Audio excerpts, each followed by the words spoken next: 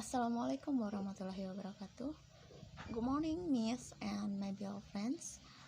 We are from group 6. We will present our material today that is about understanding the use of being polite in a letter. I'm Ayola Udina Saputri as moderator and speaker 2, and my friends Elvia Ningsih as speaker 1. For the first to Elvia Ningsih, time is yours. Thanks to Yola Audina invite me as speaker one. The first topic is what is the politeness? According to Graham 1996, politeness defined as any behavior whereby a person shows regard for another person by trying to make that person feel comfortable by making an obvious effort to avoid making that person feel uncomfortable. Jadi, menurut Green, politeness didefinisikan sebagai perilaku di mana seseorang menunjukkan rasa hormat terhadap orang lain dengan mencoba untuk membuat orang itu merasa nyaman dengan membuat upaya yang jelas dan menghindari membuat orang itu merasa tidak nyaman.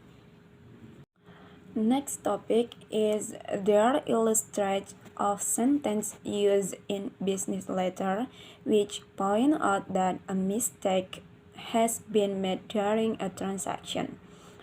A. We are sorry you misinterpreted our instruction.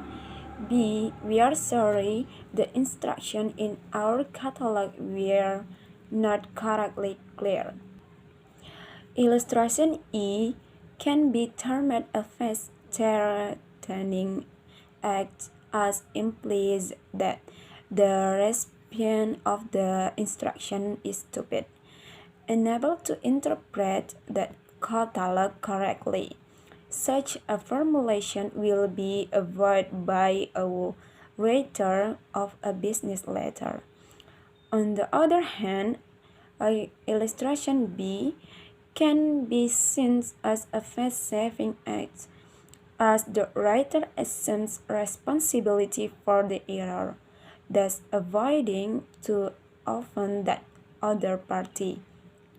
Such a strategy, which is an act of politeness, is a way of avoiding conflict and of continuing business relation.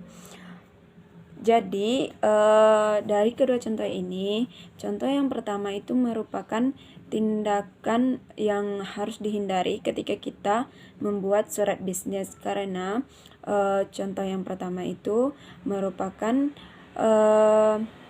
menyalahkan rekan kita. Sedangkan contoh yang kedua itu merupakan tindakan penyelamatan muka di mana kesalahan ditanggung oleh penulis dan penulis mengatakan katalognya yang bermasalah bukan orangnya. Jadi pada contoh kedua merupakan tindakan penyelamatan muka dan merupakan politeness. Kalau kita menulis surat bisnis, maka kita harus memakai contoh yang kedua sehingga menyelamatkan bisnis kita dan bisnis kita akan tetap berjalan. The next, politeness in business correspondence. Positive politeness strategy. Use appropriate forms of address. Establish common ground. Be optimistic. Sender asserts knowledge of and concern for receiver's wants. I think enough. Back to moderator. Thank you. Okay, the next material is a negative politeness strategies. The first is go on record incurring a debt, show difference, be pessimistic, hedge, minimize impositions, impersonalize sender and receiver, elm impingement, give reasons, and beg forgiveness.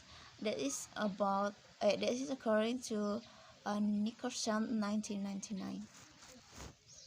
As a preliminary remarks, politeness in business letter writing involves taking into account the correspondence feelings. Therefore, the language used should always avoid any choice of words that might be face-threatening. Any reply to a letter received should express thanks for the previous correspondence in the first paragraph. Okay, the next is creating a positive face. To illustrate what is more closely linked to a positive face, to a feeling closeness between two parties in the right and business interactions. For example, the first is an example from letter to an old customer who has placed a new order with your company. It's always a pleasure to have from an old friend again. And the next is two example. There are two examples include both elements of informal and formal politeness. We were impressed by your display of obvious furniture. And C. Enjoy your catalog.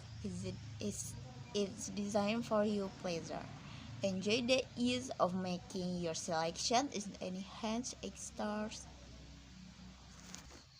The stress in these examples from different business letters is on the correspondence feeling at ease as well as on a feeling of closer relationship between two parties.